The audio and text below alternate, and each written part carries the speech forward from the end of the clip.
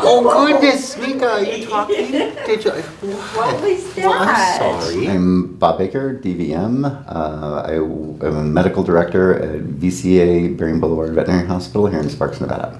The pandemic put a lot of stress on people, both in the hospital with staffing.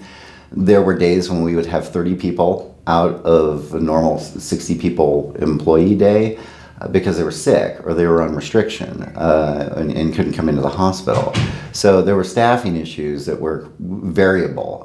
There were some days where we could not actually do much because there just was not enough staff in the hospital to do things. It was challenging, primarily because the clients were not allowed in the hospital. So we were doing curbside where people would be waiting in their cars, and then we would bring the dogs in and then do everything while they were in the hospital and then have to take them back out to the cars. So we have a lot of medical records that have car brands and years in there so we could identify people. Everything was done over the phone, so there was no face-to-face conversations. And also there were some cases that were very difficult. If someone had a dog that had a lump on it, on its back, and you have a 140-pound dog that's furry, where is that lump on its back? So they couldn't point things out. I think the lack of face-to-face communication, though, was one of the biggest challenges that we had. The pet interactions, because we were all wearing masks because the staff had to stay safe. And dogs, in particular, are big on facial expressions with humans. So they couldn't read us very well because we were wearing a mask. We didn't have any facial expressions for them to see.